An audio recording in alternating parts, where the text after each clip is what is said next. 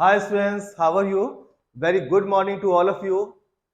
Let me introduce myself. मेरा नाम है के एम पांडे और मैं इस टीचिंग प्रोफेशन से पिछले 26-27 सालों से जुड़ा हुआ हूँ और मैंने इसमें जो भी अनुभव किया, जो एक्सपीरियंस किया, वो आपके साथ शेयर करने आया हूँ। दोस्तों, हमारा जीवन है एक और सपने हैं अनेक।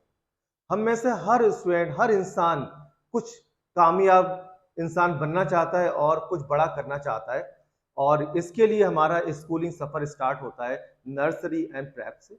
जैसे जैसे हमारे स्कूलिंग डेज आगे बढ़ते जाते हैं, third, fourth, fifth, six and so on, हमारे सपने भी बड़े होते जाते हैं और स्ट्रेंथन भी होते जाते हैं। हमें लगता है कि अगर हमने अपने सपने पूरे नहीं किए तो जिंदगी बेकार ही है।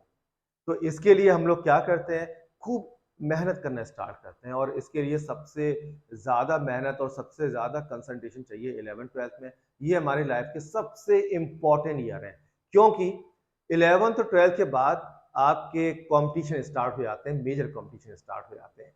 जो मेडिकल वाले हैं वो नीट की तरफ निकल जाते हैं और जो इंजीनियरिंग वाले हैं वो इंजीनियरिंग की तरफ निकल जाते हैं आपके आईटी वगैरह के कंपटीशन देके, राइट। और भी बहुत सारे अच्छे कॉलेजेस हैं उनके थ्रू चले जाते हैं सारे। अब होता क्या है कि मेन प्रॉब्लम आती है न्यूमेरिकल्स में, यानी हमसे कहीं ना कहीं न्यूमेरिकल सॉल्व नहीं होते। हम बड़े मन से बैठते हैं लेकिन जब हमें छोटे मोटे न्यूमेरिकल्स तो हो जाते हैं जो डायरेक्ट फॉर्मूला बेस्ड है, लेकिन जो बड़े न्यूमेरिकल्स हैं, जो अच्छे लेवल के न्यूमेरिकल्स हैं, उनमें प्रॉब्लम आती है। तो उसमें कभी आपने सोचा है ऐसा क्यों होता है? सिंपल सा इसका रीजन है कि जो न्यूमेरिकल्स में टर्म्स यूज होती हैं वो टर्म्स हमें क्रिस्टल क्लियर नहीं है। हमें उनके बारे में एक वेग आइडिया तो है, एक अप्रोक्सीमेट आइडिया तो है, बट कंप्लीट आइडिया नहीं है। तो कंसेप्ट का क्लियर ना होना और कंसेप्ट की एप्लीकेबिलिटी, कंसेप्ट को अप्लाई ना करना पाना, ये दो हमारे सबसे बड़े रीजन है जिसकी वजह से न्यूमेरिकल सॉल्व नहीं होते। तो मैं आपके लिए लाया हूं अपने 26-27 सालों का एक्सपीरियंस जो आपके साथ शेयर करना चाहता हूं, क्योंकि जो मेरे आसपास स्टूडेंट्स हैं 4-5 किलोमीटर के आसपास, वो तो मुझे डायरेक्ट यहाँ पे अप्रोच कर लेते हैं और कर रहे हैं कई सालों से। लेकिन जो हिंदुस्तान के दूर दराज के स्टूडेंट्स हैं जो मेरे पास कभी आ ही नहीं सकते, तो मैंने सोचा क्यों ना मैं उनके पास चला जाऊं वीडियो के थ्रू।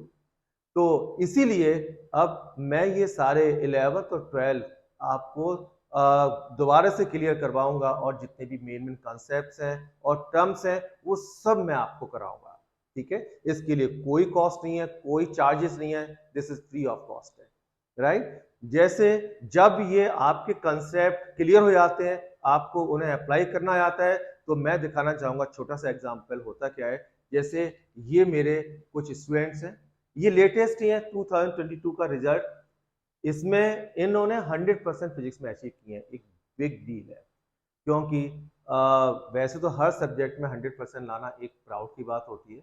मैथ में आपने देखा होगा काफी लोगों के आ जाते हैं जो हार्ड वर्किंग स्टूडेंट हैं, क्योंकि मैथ स्कोरिंग सब्जेक्ट्स है। दूसरा केमिस्ट्री, क्योंकि एनसीईआरटी से बाहर कुछ नहीं आता, केमिस्ट्री भी मैंने देखा है काफी लोगों के आते हैं, बट फिजिक्स में बहुत कम लोगों के 100% आते हैं। तो क्यों? क्योंकि कहीं ना कहीं सिली मिस्टेक हो ही जाती है इन कंसेप्ट के क्लियर ना होने की वजह से। लेकिन इन लोगों ने ना सिर्फ 100% क्लियर किए, बाकी कंपटीशन में भी अपनी जगह बनाई है।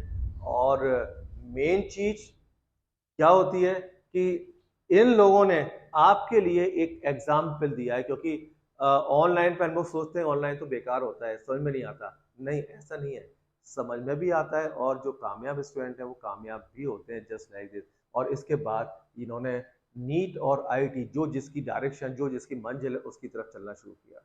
तो दोस्तों, मैंने सोचा है कि मैं पूरी 11th तो 12th के main main concept, main main terms आपके साथ शेयर करूंगा, राइट। उसके लिए सबसे पहले मैं मोशन से स्टार्ट करूंगा। और मोशन क्यों? क्योंकि पूरी होल 11 मोशन पे फोकस्ड है।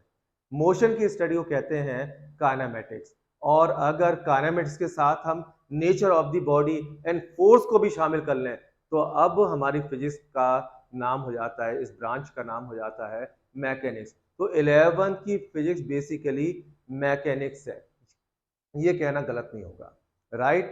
तो मैकेनिक्स में जो इंपॉर्टेंट टर्म्स हैं, शुरू में जो काइनेमेटिक्स हम लोग डील करेंगे। काइनेमेटिक्स में क्वेश्चंस न्यूमेरिकल्स थाउजेंड्स में हो सकते हैं, लेकिन आपसे पूछी जाएंगे सिर्फ 4 बातें। कौन सी? डिस्प्लेसमेंट, डिस्टेंस, या फिर वेलोसिटी या स्पीड, एक्सीलरेशन एंड टाइम। ये चारों टर्म्स हमें क्रिस्टल क्लियर होनी चाहिए। तो मैं स्टार्ट करूंगा एक्सीलरेशन से, उसके बाद वेलोसिटी और स्पीड एंड डिस्प्लेसमेंट, उसके बाद मैं पूरी होल मैकेनिक्स पे फोकस करूंगा। ठीक है, तो स्टेप बाय स्टेप चलेंगे।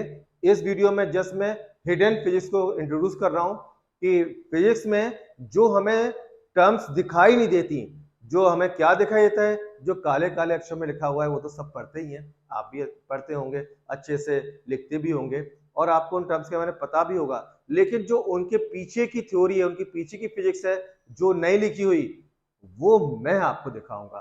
तो चलिए मेरे साथ एक बार 11th और 12th का सफर हम शुरू करते हैं और मुझे पूरी उम्मीद है आप 100% कामयाब होंगे। That's all for right now. Take care, keep practicing hard.